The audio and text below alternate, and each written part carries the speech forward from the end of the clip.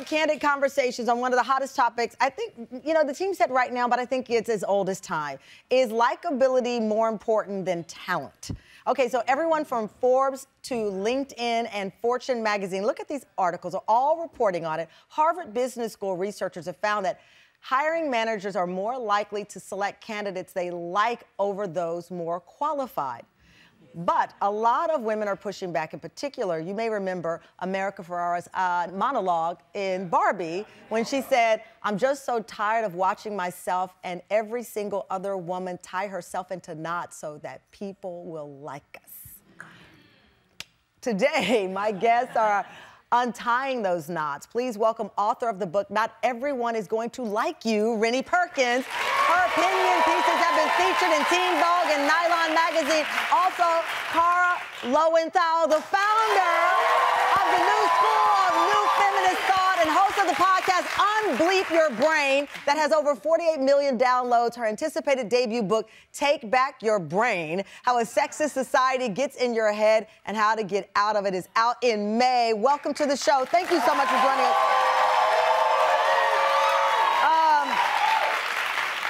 I love it. Straight out the garage into this hot conversation. Rennie, you've called yourself a former people pleaser. In your book, you wrote that not everyone's going to like you. You talk about that. What is a people pleaser? I heard Beyonce say that too recently. She said she's a recovering people pleaser. Okay, so a people pleaser is someone that, for the most part, you don't really have boundaries. You are just appeasing to make everything and everyone around you. When did you realize that you were that type of person? Ooh, I realized that a few years ago when I started to recognize that for some odd reason, I was always putting in a lot of effort. Oh, when I say a lot of effort, I mean overextending myself. Give me an example of something you would do just to please the people around you. Take somebody to LAX that I don't know very well. Listen, that is a people pleaser. I was like, you better call an Uber. So you would just find yourself saying yes to things just to be liked. Just to be liked, just to be included, just to have friends. Cara, for you, I mean, you've really ignited this conversation because you related to taking back your brain. I mean, because it is in our heads. These days, I mean, I think a lot of people would understand maybe an older woman, I'm 54, being in the likability trap, but an empowered young woman. But it's still there. Yeah, absolutely. Because I think society teaches us how to think about ourselves based on a lot of different facets, our gender, our race, our religion, our different kinds of identities we have, right? And maybe in earlier generations that was more explicit, like in my grandmother's generation, they would have just said to her, well, you're only gonna work for a year or two until you get married and stay home, right? That would have been explicit. In my generation, I wasn't told that, but I still see how women are talked about differently, how it's a woman who has a big career but no marriage or family is considered, you know, oh, is there something wrong with her? Isn't that sad? So we still absorb it, right? We're still absorbing those messages, even today's generation. And even with an empowering title, like Not Everybody's Going to Like You, we still fall into this likability trap as it's coined. I want to show some numbers here. 2017 Pew Research poll, the participants that they saw most valuable in a gender, 19% said ambition and leadership for men compared to only 9% for women. 19% also said strength and toughness are valued in men versus 5% who said that about women. And so this starts to seep into how much you make. Women make up only 10% of the CEOs at Fortune 500 companies. According to the latest census, women, of course, make 84 cents on the dollar compared to men. Black and Hispanic women make even less, 56 cents for every dollar. And some of this goes directly to who you like, not who's the most qualified. And you're seeing that. Yeah, I think that's why when we focus on likability, it is a little bit of a trap in a different way than people usually talk about it. I think it's a little bit of a trap because you can't determine if other people are going to find you likable, right? And how we define what's likable is gendered and racist and classist and has all sorts of different kind of layers of bias in it. So women drive themselves crazy trying to be likable, but likable means different things to different people, and that's why it feels so impossible. It feels impossible. Coming up, being womaned. Have you heard this term?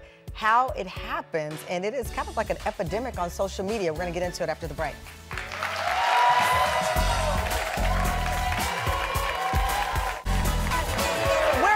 Two of the voices diving into the conversation about likability and how it impacts us. Rennie Perkins and Cara Lowenthal are here, both hugely successful and not only have a lot of followers on social media and in your podcast world, but I think people really are trying to seek a balance in this conversation. Because I'm going to be really honest, I want to be liked.